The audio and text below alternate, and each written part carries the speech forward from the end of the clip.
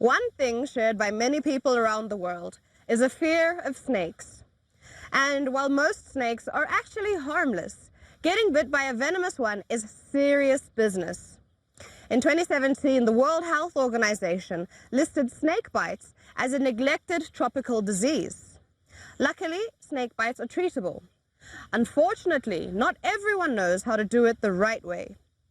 But there is a unique snake farm in Watamu on the Kenyan coast that is seeking to improve the situation.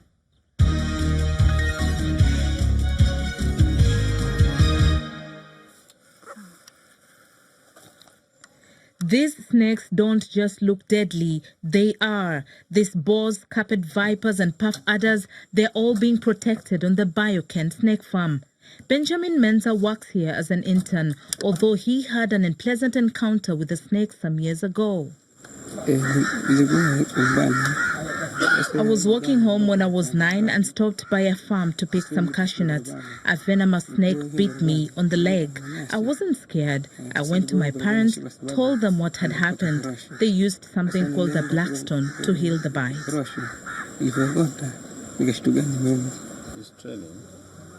The 19-year-old is interning at the Bioken snake farm. Here, he's learned that science is far better than traditional medicine when it comes to treating snake bites. But he is also learning that being a snake handler is not an easy job.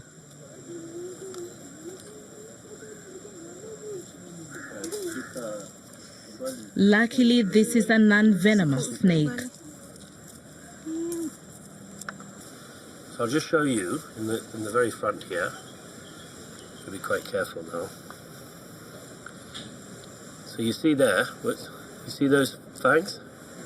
Snakes play an important role in maintaining biodiversity. Without them, the number of prey species would increase to unnatural levels, outbalancing the ecosystem. If we had no snakes, we would all starve to death because the rats would eat us out of house and home. There is no animal this world has ever seen more effective at keeping rodent populations under control than venomous snakes as a population. They really are. The farm hosts over 200 species and teaches visitors about their use. The venomous snakes, for example, can be milked for venom. Director Royland Taylor shows how that works. It's then taken to the South African Institute of Medical Research, the only facility in Africa that produces the much-needed antivenom. Tiny little squeeze of the venom gland. They make 3 snake antivenoms. One is a polyvalent that covers all the cobras, all the large vipers, and all the mambas. So it's really the most important antivenom for us to stock in Kenya because it covers our spitting cobras and it covers our puff adders, which cause more bites than anything else. Bioken then buys back the antivenom and supplies it to those who need it in surrounding communities. In the communities, very often the villagers still use old traditions to heal snake bites, like placing a special stone on the wound.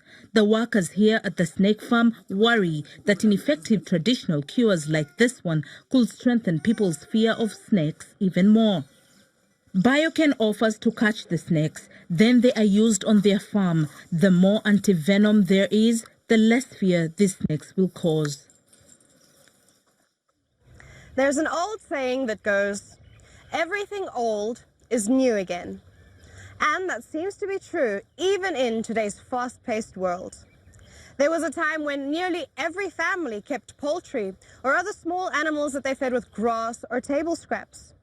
Some still do, of course, but not many who live in cities or the suburbs. That's right, Felicia. But a city in France is now actually encouraging its citizens to keep chickens in an effort to decrease municipal waste disposal. It's such an easy idea that many more cities around the world could do the same. Sounds like an idea worth crowing about, isn't it?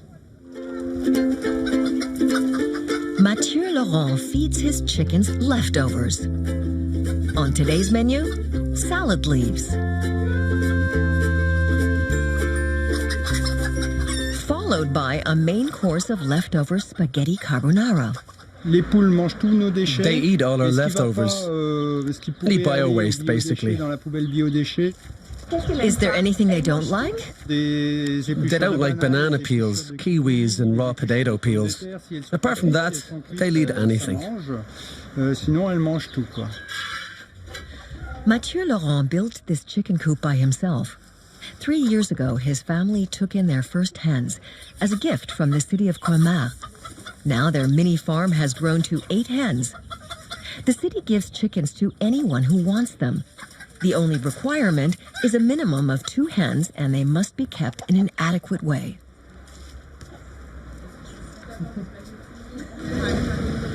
Laurent's neighbors like the feathery waste disposal units. That way kids learn that eggs don't grow in supermarkets or in egg cartons. You have nice fresh eggs each day. And after 2 years, you'll have nice fat chickens too. With this project, Colmar is a pioneer in the Alsace region. Many locals love the idea of keeping hens. So far, the city has distributed 1,600 of them to local residents. The city's waste expert says it makes excellent sense. A hen can eat up to 300 grams of organic waste a day.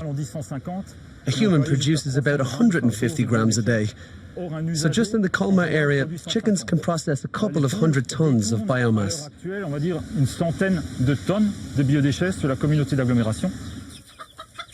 The Laurent family's hens lay up to 8 eggs a day. A nice reward for housing a team of waste processing poultry.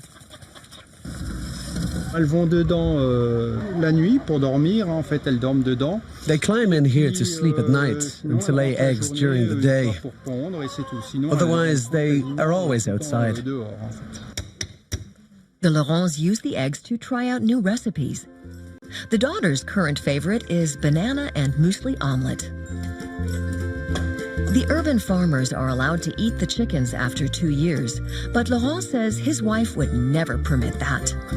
So these chickens will continue eating bio-waste for as long as they live.